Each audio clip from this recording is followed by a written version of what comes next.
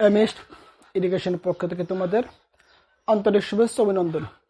তোমরা যারা ভাবছো স্যার 9 নং ক্লাস দেখার পর বাকি ক্লাসগুলো কীভাবে পাবো আমরা, তোমরা ইউটিউবে এমএস এডুকেশন লিখে সার্চ দিবা। তোমরা যারা প্রত্যেকটা ক্লাস দেখতে চাও বা খুঁজে পাচ্ছ না তারা অবশ্যই ইউটিউবে এমএস এডুকেশন লিখে সার্চ দিবা। সার্চ দেওয়ার পর এমএস এডুকেশনের উপরে একটা ক্লিক করবা। ক্লিক করার পর দেখবা 4টা অপশন আসছে, ভিডিওস, শর্টস, প্লেলিস্ট, পোস্ট। এবার তোমার প্লেলিস্টে ক্লিক করবা। প্লেলিস্টে ক্লিক করার সঙ্গে সঙ্গে দেখবা লেখা আছে নবম দশম শ্রেণী। এরপর তোমরা নবম দশম শ্রেণীতে ক্লিক করার পর দেখবা প্রত্যেকটা ক্লাস অধ্যায় বাই অধ্যায় সুন্দরভাবে সিরিয়াল অনুসারে দেওয়া আছে। তোমরা চাইলে তোমাদের ইচ্ছা মতো যে কোনো ক্লাস দেখতে পারো। আজ আমরা 16.2 এর 10 নং ক্লাসের সমাধান করব। 10 নং প্রশ্নে কি বলছে? 10 নং প্রশ্ন বলছে একটি রম্বুসের পরিসীমা 180 সেন্টিমিটার এবং ক্ষুদ্রতম কর্ণ 54 সেন্টিমিটার, অপর কর্ণের দৈর্ঘ্য নির্ণয় করো। তাহলে আমার রম্বুসের পরিসীমা দেওয়া আছে, একটি কর্ণ দেওয়া আছে, অপর কর্ণের দৈর্ঘ্য চাইছে। আমরা কি জানি রম্বুসের প্রত্যেকটা বাহু পরস্পর সমান কিন্তু কর্ণদ্বয় অসমান। প্রত্যেকটা বাহু সমান কিন্তু কর্ণদ্বয় অসমান। রম্বুসের ক্ষেত্রফলের সূত্র কি জানি বলো? হাফ গুণন কর্ণদ্বয়ের গুণফল, হাফ গুণন কর্ণদ্বয়ের গুণফল। আমরা কি জানি রম্বুসের ক্ষেত্রফল ইজ ইকুয়াল টু হাফ গুণন d1 d2। d1 একটা কর্ণ, d2 আর একটা কর্ণ। তার মানে কর্ণদ্বয়ের গুণফল কেউ তো আমি হাফ দ্বারা ভাগ করি বা হাফ দ্বারা গুণ করি, তাই পাই আমরা রম্বুসের ক্ষেত্রফল। এবার রম্বুসের পরিসীমা এবং বর্গক্ষেত্রের পরিসীমা কিন্তু একই জিনিস। তাহলে আমাদের চিত্রটা অঙ্কন করি, একটু মনোযোগ দাও। রম্বুসের প্রত্যেকটা বাহুর দৈর্ঘ্য কিন্তু পরস্পর সমান।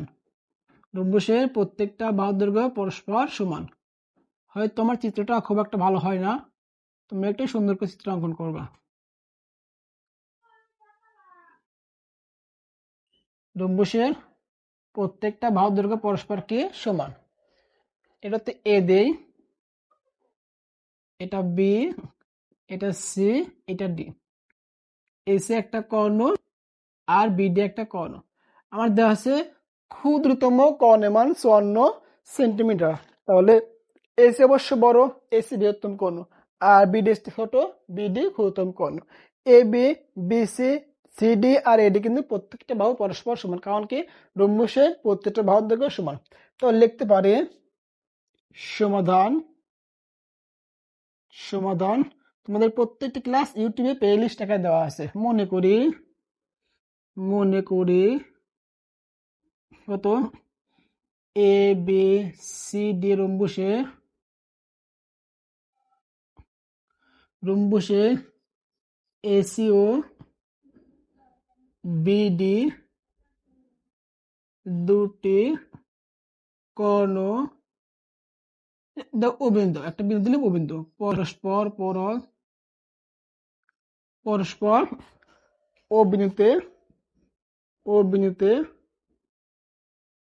বিন্দুতে ছেদ করে।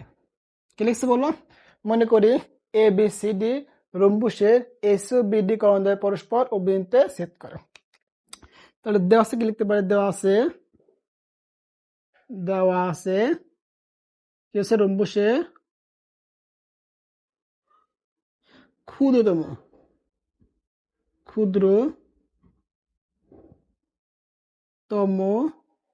কর্ণ কত বলো? BD 54 centimetre. আর কি আছে? পরিসীমা। আর রম্বুসের বৃহত্তম কর্ণ,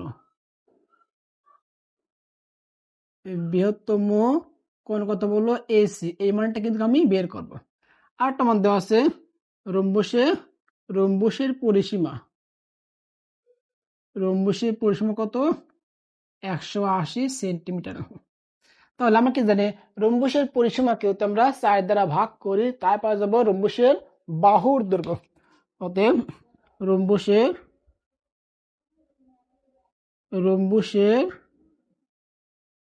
বাহুর দৈর্ঘ্য কি লিখতে পারি? এ বি সমান এ বি বিসি সমান এ সমান কত এডি।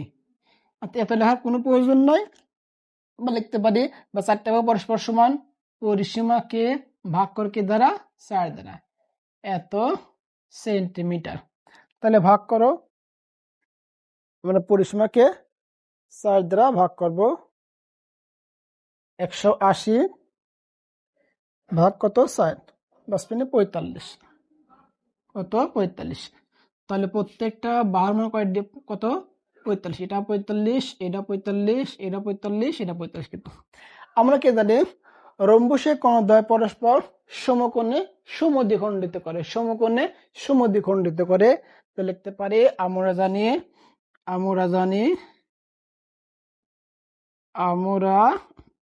কি জানি বলো রম্বুসের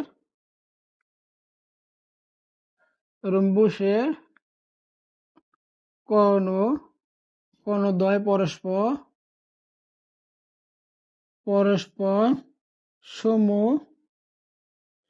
সমকোণে সমদ্বিখণ্ডিত করে, সমকোণে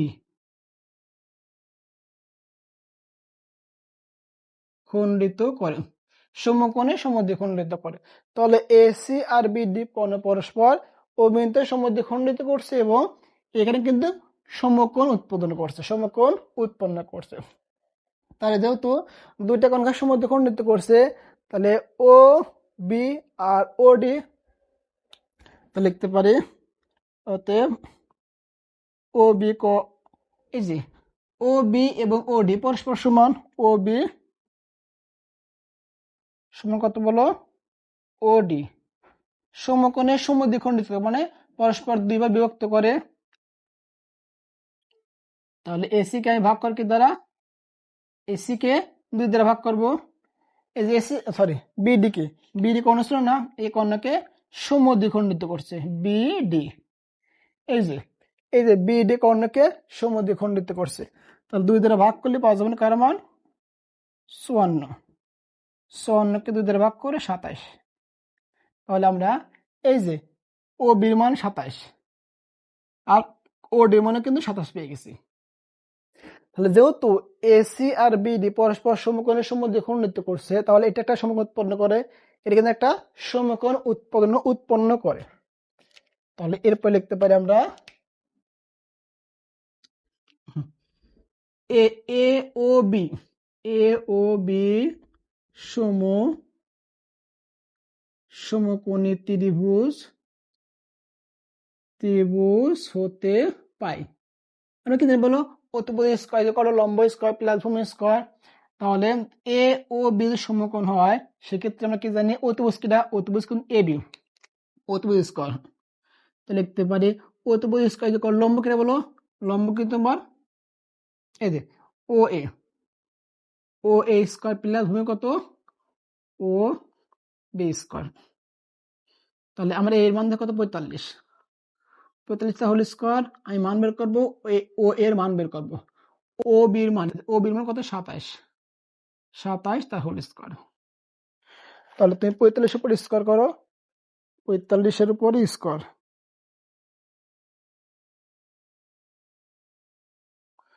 2025 ও a to the power square plus 27 উপর স্কয়ার করো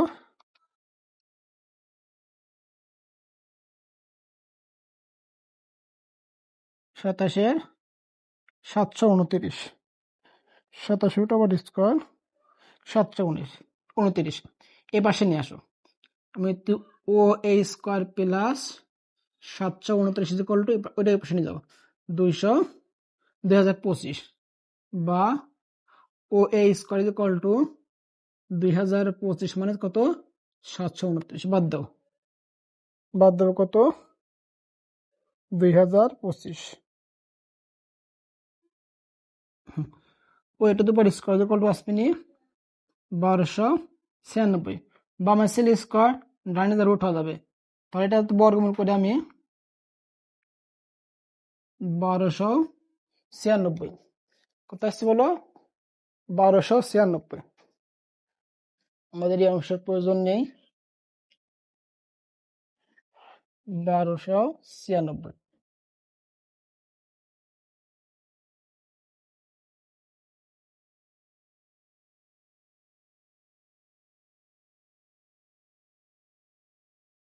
তাহলে আমরা 1296 বর্গমূল করি, বা এই পাশে নিয়ে আসো, বা ও এ সমান √12 1296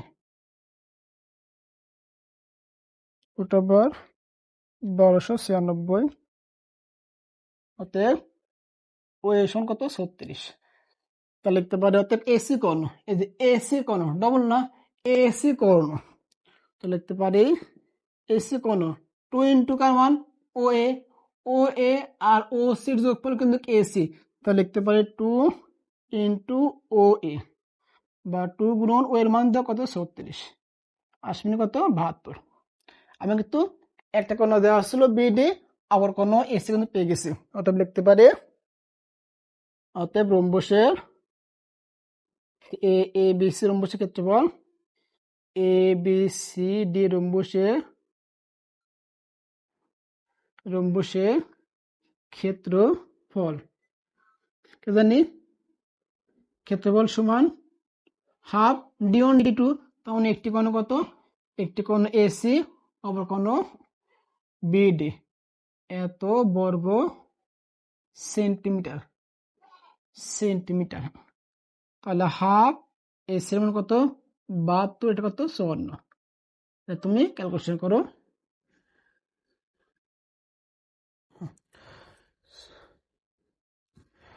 তাহলে 72 গুণন 54 ভাগ কত 2, 1944 বর্গ সেন্টিমিটার। আশা করি ইনশাল্লাহ তোমাদের এই প্রশ্ন নিয়ে ইনশাল্লাহ কোনো সমস্যা নেই। ভালো থেকো, সুস্থ থেকো, আল্লাহ হাফেজ।